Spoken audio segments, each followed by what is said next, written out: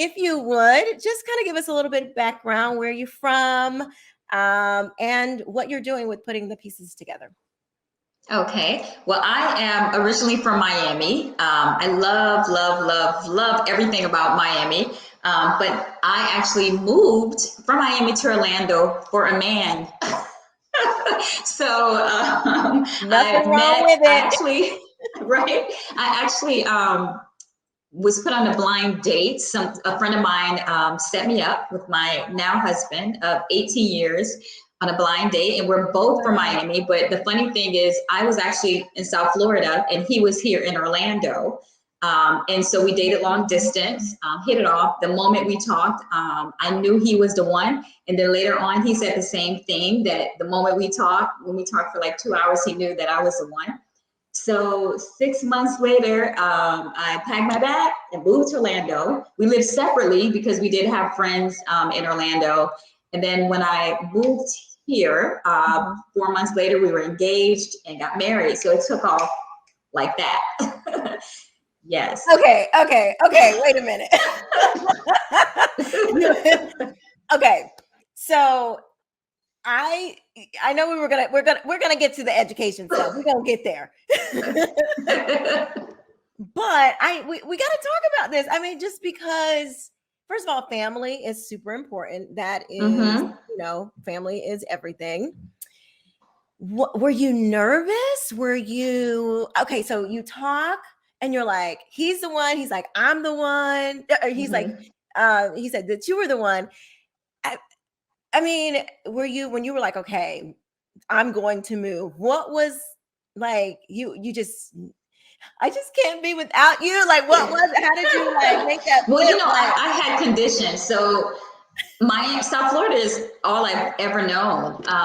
And he is from South Florida, which is so funny. Yeah. But I had conditions. My conditions was, and I knew the conversation was going to come. Either he was going to move back to South Florida, or I was going to move to Orlando.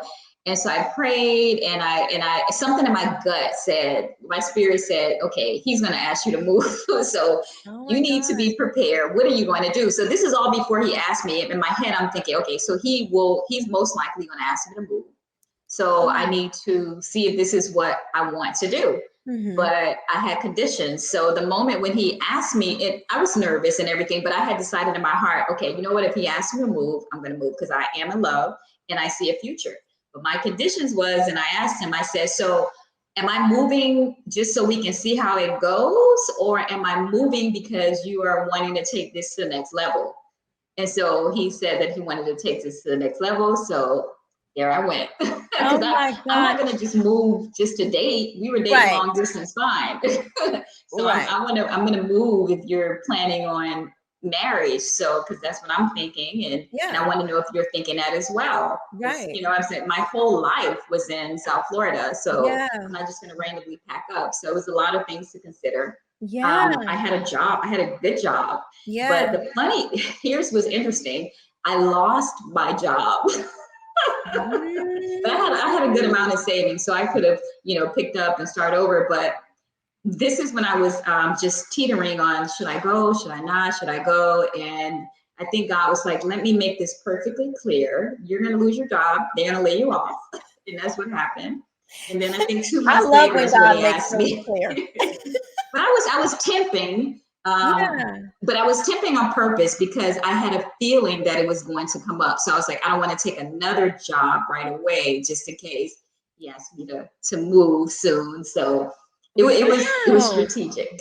You have to, I believe that. I think I am divorced, unfortunately, but I believe that when you are dating, I'm a woman of Christian faith. I think you're a believer as well, if I'm not mistaken. Yes. Okay. So, as Christian women, we want to be found, we because he who finds a wife finds a good thing and finds a good thing with the Lord, and we believe that thing. Yes. But sometimes we don't set ourselves up to be found, or are ready to do like what you did, getting things in place. Okay, I love him, he loves me. This is where there's gonna have to be a decision made at some point where I move or he moves, and Right. you were strategically putting those Yes. pieces in Before place. he even asked, I had Yes. already decided, okay, I would be the one to move. Yeah.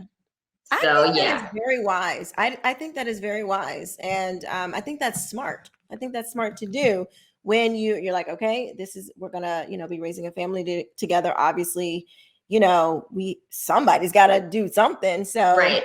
oh my gosh, I think that's really cool. Yes. I And had then no 5 years idea. later, I was pregnant with my first and only child Yeah. who has special needs. He has autism. Hmm. Um, that was a whole a whirlwind right there. Like I remember when he was first diagnosed, I just spent probably a good 6 months, maybe like 4 months in depression, like was super depressed. Really? And I had always heard that this will either make or break your marriage. And a lot of people were divorcing because they just couldn't handle it.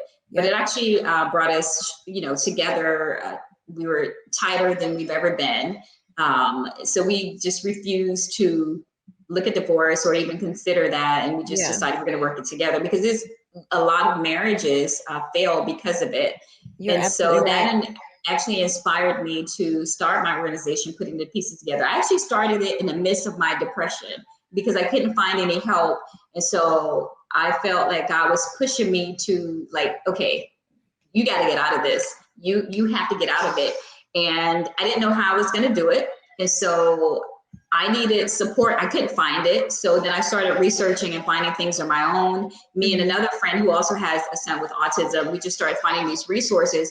And we just said, hey, why don't we just bring everything in one spot, like Yeah. speakers, resources, and then invite other people to come along with us. And it was truly probably out of a selfish reason because we wanted the help. Yeah. And so then we figured, you know what, since we're getting help, let's just find out who else needs help. Yeah. And so 7 years later, we are powerful moms, powerful dads, and we just have a good time just loving up on each other, encouraging each other, supporting one another. The smallest victories is a huge deal. We celebrate those little small victories with our children. So yes. That is incredible. You're just like an incredible woman. Like I had no idea. That is most people. That is my passion. Teaching is my second passion. My first passion, which I didn't know was going to be a passion. I feel like this is actually my calling, that God called me to do that, to help other families,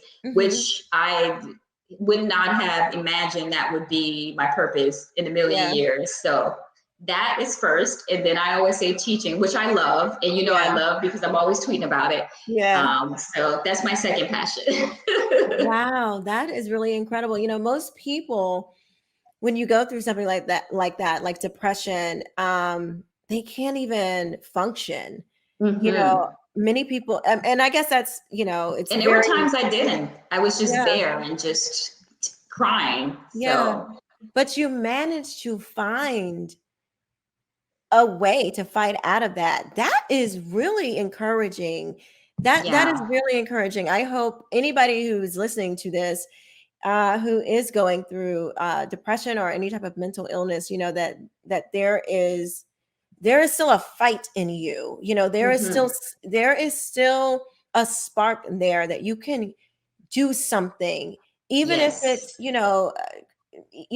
writing every day or whatever it is that gets you out of just in your head all the time and thinking about these things. I'm not a psychologist or anything like that, so I know depression can be very difficult, and I don't want to make it sound like it's easy or anything, but I really commend you for that. My gosh, that is Thank you. that is a hard thing to do. So wow, that is incredible. No wonder your husband loves you so much. My God, you're just incredible.